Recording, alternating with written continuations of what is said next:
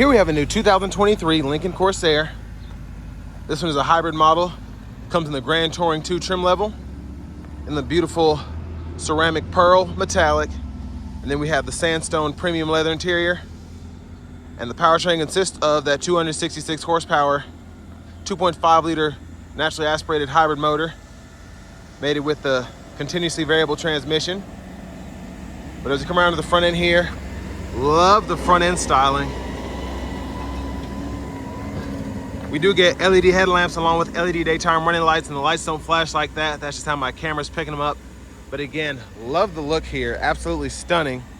And then to let you know it's one of those plug-in hybrids, you get the blue emblem there, and I don't see a touch of black plastic. It's just that gloss black look, or the paint color, love that. But as we come around to the wheels here, we get these available 19-inch wheels, which look great. And then if you want to charge, you get up to 27 miles on all electric power. And there is the port for that. And we do get passive keyless entry on all 4 doors. And if you're interested in where or how this is manufactured, there you go. But to the door panel here, this is the button for our power lumbar support. So to activate that, click, and then it'll show you there on the screen, and you hit plus or minus to increase or decrease it. And then we have memory seat functions, and to set that up, you just hold there to save a position. And then this for your power seat back, power seat bottom.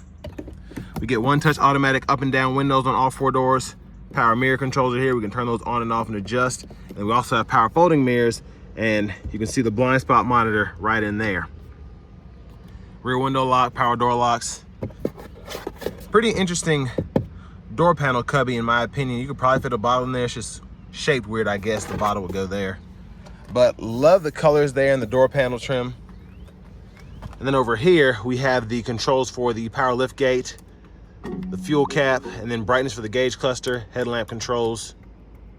And then we can hit this twice to pop the hood. And then we have a 4-way power tilt telescope steering wheel. And there is the driver's seat itself. But I have the seat up front adjusted for someone of my size, being 6'3" with longer legs. So let's go ahead and check out this leg room.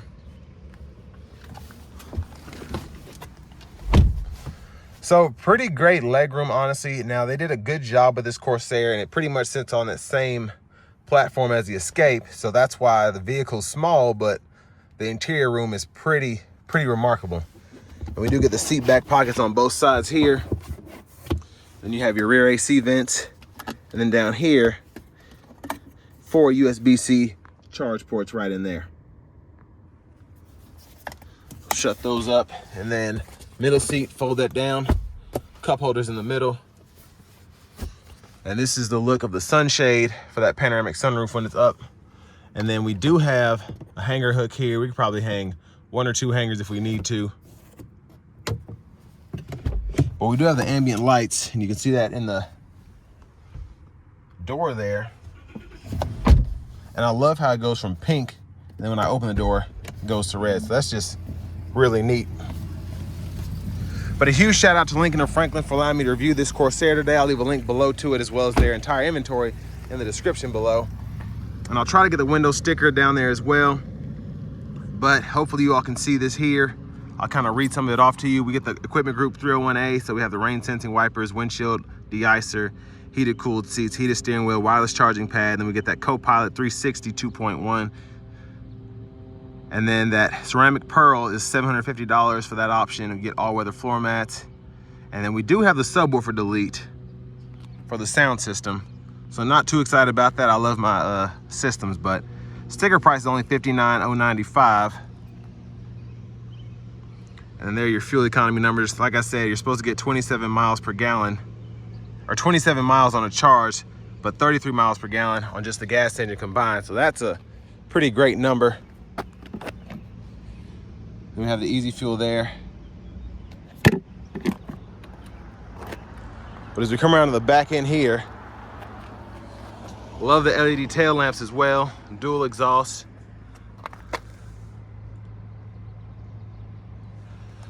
And it's crazy how quiet it is because this is a hybrid, so it's off now. Buttons right there.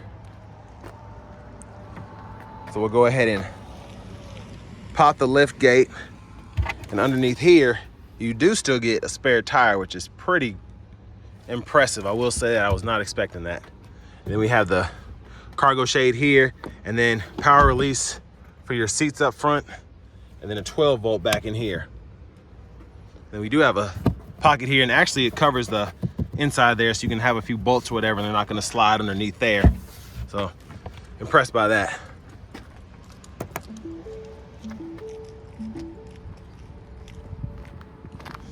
But going around the rear passenger side, to get that seat back up, needs a little bit of effort, but you can just pull it back into place. And again, you can also pull there to fold it flat and run your longer objects from the back to the front.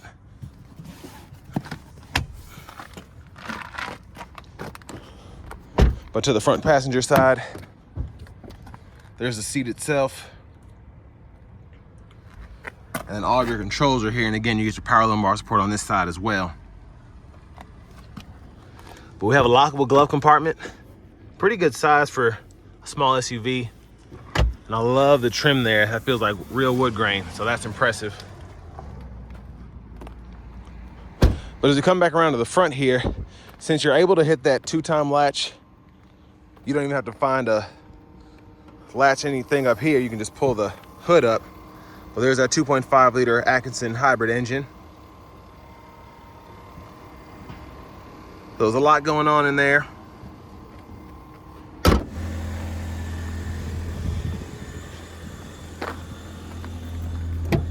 But making our way to the driver's seat once again. Leather wrap steering wheel feels pretty nice. I'm leaning the seat back so we can see. And we're also able to heat that as well, and I'll show you where that button is momentarily. But to the radio here, this is pretty much your home screen. You do get navigation, AM, FM, XM. When I go into that, you can go through all your sources there. Then you have Bluetooth audio.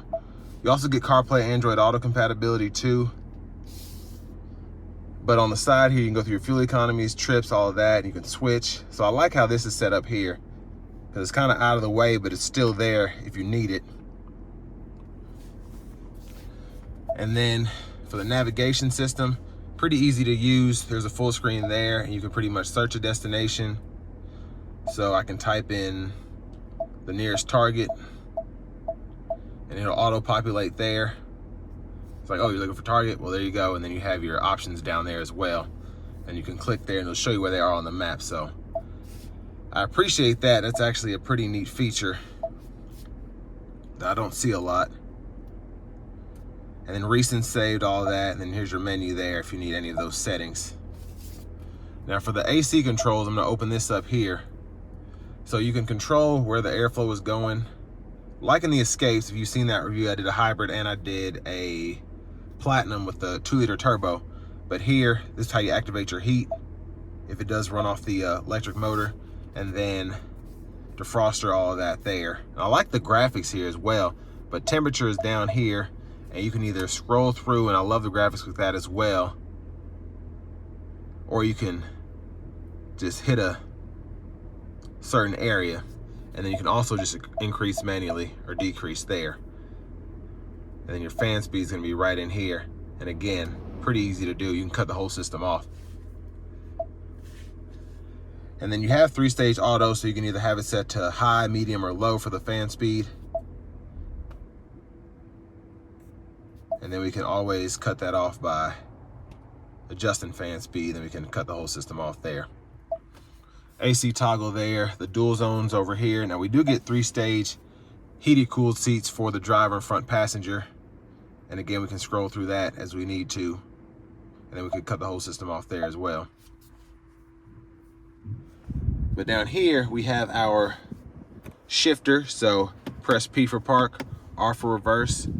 There's the backup camera there, guidelines follow you as you turn the steering wheel. And you also have the 360 camera, and we can toggle our parking sensors here too. And then neutral, drive. Now I do like that you're able to just hit this without having to hit another button like in some of the other vehicles. You have to hit the L to put it into full-on neutral, especially with your EVs. But here, you hit that N, and then if you actually want to stay in it when exiting the vehicle, just hit it again, and then you get that 30-minute neutral mode. But down here, we can do the navigate to parking. And then we have the front camera there, hazards, and we can cut the screen to the home page, or whatever page that is. Kind of the sleep page, I like to call it. And then we also have our traction control that we can toggle, and then the max defrost there, and then volume knob, and you can click that for the mute. But again, I like the system. Just a few kind of iffy things that you still have to learn, like getting back to the home page from a certain menu when this button isn't here. But general settings here, you can change your language, temperature units, and your measurements pretty easily, even your tire pressure units if you want to. And then your vehicle settings are in here, and there is all of that. And then if you want to connect your phone, there's the ambient lighting there. We can just go ahead and go to add phone. Search for your vehicle on your device and select it. It walks you right through it on your phone. But down here, we do have a nice stowaway compartment here. And I love how the Lincoln emblem is down in there. That's pretty neat. And then you have a wireless charging pad here, USB-A, USB-C port. And then for your drive modes, you can just use this knob here, and it'll show you on the gauge cluster, you have your slippery, and then conserve, excite, normal, and then preserve EV. So that's where you can keep the engine running and charge the battery for later. But I tend to like to keep it in the conserve mode, but I'll show you how it drives with all of that when I take it out on the road. Electronic parking brake, pull up to engage, hit the brake, press down to disengage. Then center console cubby space, you do have a 12 volt in there, and it's a decent size. But I'm gonna open the sunshade now. Sunglass holder is here. And then you have your garage door transmitter there. There's a view of the back seat. Now you have to hit the sunshade twice to get it all the way open for the back, but you can open it just for the front. And then we can one-touch slide that back. And then if you want it all the way back, you gotta hit it one more time. But that's as far back as it goes. So I wish it opened up a little bit more, but I'm sure there's a reason for that. But you can one-touch shut it there. Premium dome lights. Now back to the steering wheel. I'm gonna go through the stalks first. So you can toggle the lane keeping system on and off on the side here. Blinkers there. And then high beams are there. You can turn them on and off just by hitting that, and you can flash there. And then your windshield wiper controls, you do get automatic wipers. So there's one time, they're auto, low, high, and then you can adjust the sensitivity of the auto wipers right here. And then your rear wiper, you can do all that there. Pull back for that rear wiper fluid, push up for the front wiper fluid. And then we do have paddle shifters here, and that's gonna be for your regenerative braking system. And then back to the steering wheel itself, you have your cruise control, so you can toggle that on and off, and you can turn the cruise off, or change from adaptive to regular in the settings there. And then volume controls, track list, or radio station preset controls here. And then once you hit this button, all this illuminates down here, so you can set or resume your cruise here, and then you can adjust the gap for the adaptive there, and then cancel here. And I love this here because you basically can go through your display setup here, and as you hit a button, you'll see that they start to change, and it's a pretty smart system all in all, just how you're able to use it. And it's one of my favorite things about these, the Lincolns in general. But there's a gauge cluster. Push button starts here. Finally, here's the key fob with remote start.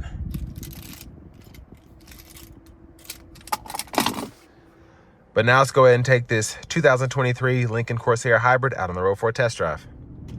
So starting the test drive in this Corsair plug-in hybrid, I made a huge mistake. I said these paddle shifters were for the regenerative braking system. They're actually just regular paddle shifters. So it kind of gives you those fake revs like in the CVTs that you get from Nissan and some other manufacturers as well, but I know Nissan likes to put paddle shifters on everything, and I didn't expect that from this Lincoln, but it's interesting. I was not expecting that, but I'm gonna test it out a little bit when we try and accelerate in the sport mode. But over here to the features, I did forget to mention, if you want to find your driver assistance to change the adaptive cruise to normal, that's how you do it there. Just go in there and you can do that, turn the lane centering on and off. But those are two big things I missed on the walk around. But ride so far is pretty good. Now the Escapes ride is pretty good as well, and I'm sure just the seats and a few other things make the Corsair that much better.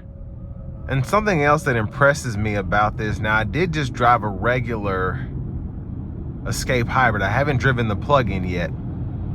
But this plug-in here is just, it's so luxurious, just coming out of a stop. And you just hear that, I guess, kind of whir. And I don't know if that's coming from the speakers or it's the sound that's coming out the front end.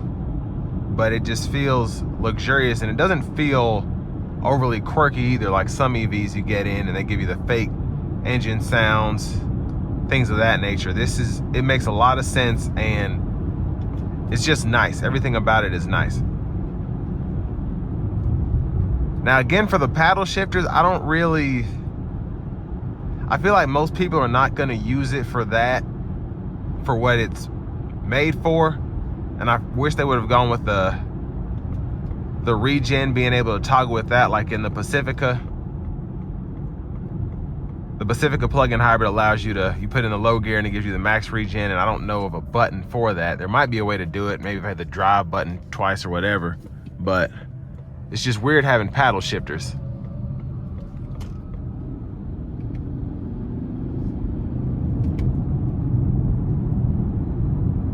But again, a very, very quiet vehicle, even when the engine is on.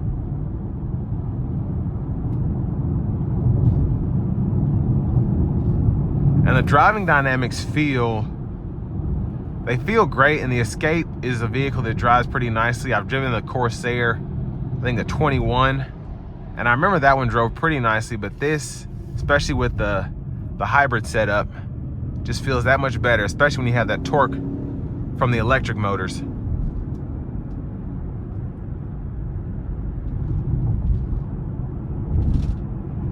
But again, just, I'm impressed by how solid this vehicle is, especially, like I said, I give it throttle and it doesn't pierce my eardrums like most hybrids do, especially with CVTs. Now I have it in Excite mode now. For whatever reason, it's not showing me what gear I'm in. So that's interesting, but it definitely, you can feel it's much more peppy, and it tends to want to rev higher. But what's great is I still don't feel like anything else is suffering. Even the sound, even though it's sportier, it's still almost kind of deadened just by the sound acoustics of the vehicle overall.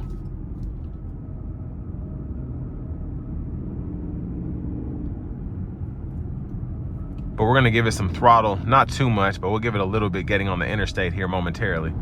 So, very impressed by how smooth the acceleration curve is with this. It's extremely quick for what it is. It's not necessarily fast, but it certainly gets the job done. Let's try this cruise out.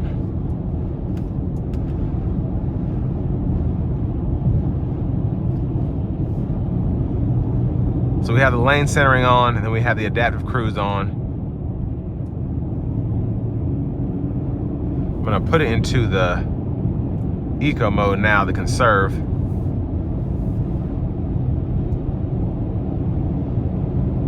And this is so relaxing, just such a great ride.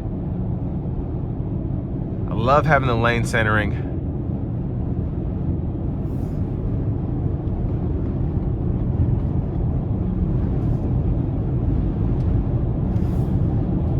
Just makes this vehicle that much more luxurious.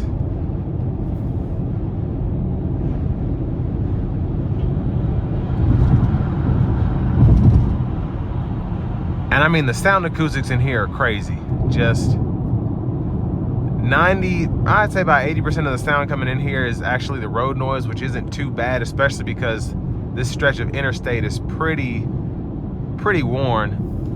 But I can hear the wind being just shielded from me, and I find that pretty impressive. Even though this is a Lincoln and it's $60,000, for this to be the smallest Lincoln that's offered, it's still great to have such fantastic sound acoustics in the cabin. Now, in terms of competition, you can basically get the Escape plug-in. And I mean, you have a Sorento plug-in hybrid, but I mean, you still get the $3,750 for the EV tax credit with these. And there's really not anything else that's out right now that you can get. You can get a Cadillac Lyriq, but that's about 10 grand more for something like this, especially since this one has all-wheel drive. But a great option in my opinion. Love the driving dynamics and just love the interior and just how it rides in general. It's a fantastic car. Now, $60,000 is a lot of money, but how much we're paying for vehicles these days, it's really not that bad at all. But again, you have the Escape hybrid, the plug-in hybrid, the Lyriq, and there'll be more stuff that comes out. The Equinox is supposed to be coming out. That'll be a pretty good competitor. I'm sure I'm missing a couple others, but I guess the RAV4 Prime would be one as well. But again, not very many offer you that EV tax credit, and they're pretty much all around the same price range, similarly equipped.